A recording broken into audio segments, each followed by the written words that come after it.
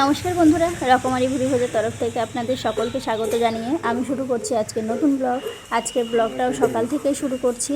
আর এই যে আজকে সকালের ওয়েদার, আর আজকে রবিবার, তো আজ সারাটা দিন কীভাবে কাটে সবটা আপনাদের সাথে শেয়ার করব। সঙ্গে থাকুন, পুরো ভিডিওটা দেখতে থাকুন। আশা করছি অন্য ভিডিওগুলোর মতো আজকের ভিডিও আপনাদের খুব ভালো লাগবে। তো যে এদিকে আমাদের যে স্টিলের খাটটা খোলা ছিল সেটা আবার দরকার পড়বে, তো সেই জন্য বাবা এই যে বার করে এখন মোছামুছি করছে। তো এটাকে আবার ঠিক করে সেটিং করে বিছানাপত্র সব পেতে রাখতে হবে। সামনেই আবার তো আমাদের বাড়িতে কাজ, মানে শুভ কাজ, তো তখন তো লাগবেই, সেই জন্যই এই ব্যবস্থা। আমার মায়ের দিকে দোলনা চড়ছে, বাবা এতক্ষণ দোল দিচ্ছিল, তার আগে মা দিচ্ছিল। আর যে বাবা ওই যে ওই কাজটা করছে, এখন এর কাছে কেউ নেই, এখন মাম্মা মাম্মা মাম্মা দাদা দাদা দাদা করছে। কেমন করছে তুমি? আর মাম্মা মাম্মা করো, আর দাদা দাদা দাদা বড়দা, হ্যাঁ ছোদ্দা ছোদ্দা ছোদ্দা, দিদি পুপু পুপু, হ্যাঁ ঠিক আছে, দিদা মামা, আচ্ছা দুষ্টু। তো যে রায় স্নান টান হয়ে গেছে, রায় এখন কি করবে, খেলা করবে। তো মাকে বললাম একটু নিয়ে বসতে, তো যে মা এখন নিয়ে একটু বসে থাকবে, তাই তো তাই তো। আর আজকে সকালে খাওয়া দাওয়া তো অনেকক্ষণ আগে হয়ে গেছে, তো মাকে বললাম রান্না আমি করছি আজকে। দুপুরে রান্না মাই করে, তো আজকে বললাম আমি করছি। হাফ হয়ে গেছে, আর হাফ করলেই হয়ে যাবে। থাকো, হ্যাঁ হ্যাঁ গেলাম, ঠিক আছে। নেই নেই, কেউ নেই।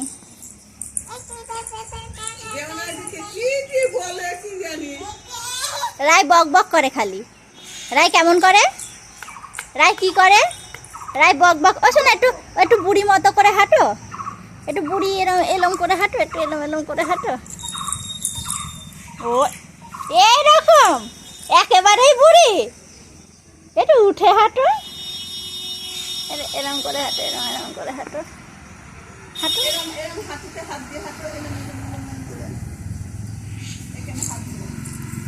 ও বুড়ি হতে বলেছে বলে একেবারে বুড়ি হয়ে গিয়েছে।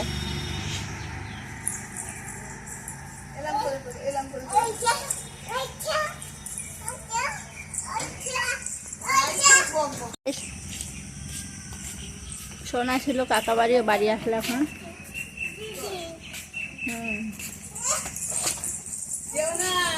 এদিকে বাবা আবার নিয়ে আসলো আর একটা ম্যাট্রেস, কারণ আগের যেই স্টিলের খাটটার জন্য যেই ম্যাট্রেসটা ছিল সেটা পরে যেই বক্স খাটটা নেওয়া হয়েছিল, তো সেই খাটে দেওয়া হয়েছে।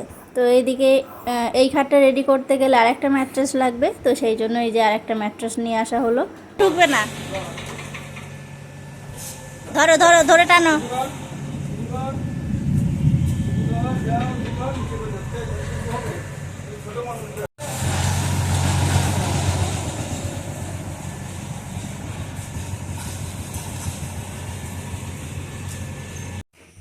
হচ্ছে এদিকে আমার রান্না বান্না কমপ্লিট।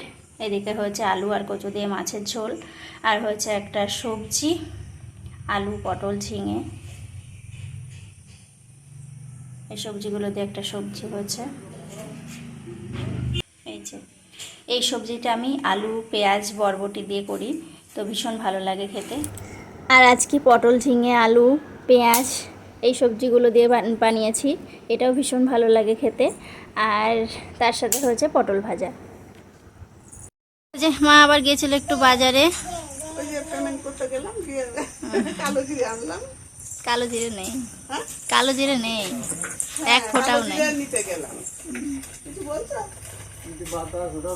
আবার টুকটাক এটা ওটা নিয়ে এসছে।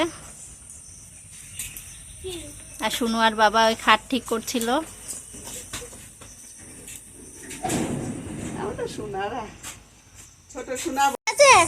খবরদার খবরদার, আসলে কেন বাবা, না জল খাও।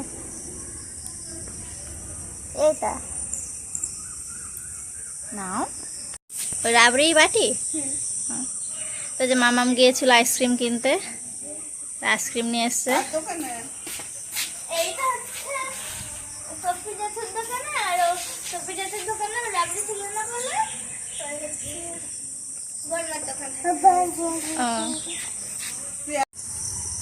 যে ওকে রাবড়ি আনতে বলেছিলাম লম্বা যেগুলো, তো ওটা নেই, এই বাটি আছে, বাটি নিয়ে এসছে।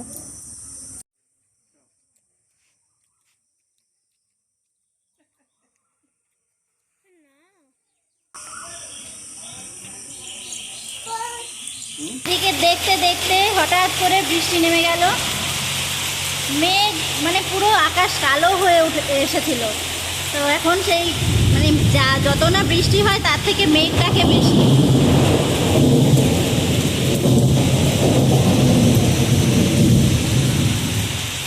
এই সন্ধ্যা হয়ে গেছে, মা ওদিকে সন্ধ্যা দিচ্ছে আর আমি এদিকে কয়েকটা সবজি কেটে রাখলাম। আজকে বানাবো পাস্তা। অনেক দিন পাস্তা খাওয়া হয়নি, তো বাড়িতে এখন আর অত গাজর টাজর বাড়িতে থাকে না, তো সেই জন্য আর করবো করে করা হয় না।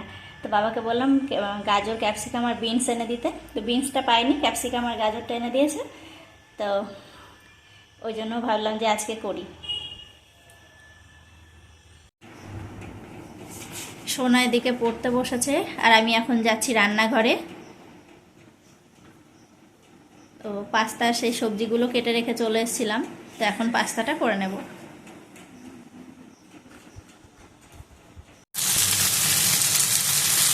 এই যে এদিকে পাস্তাটা হয়ে গেছে, ম্যাগি মশলা দিয়ে নামাবো।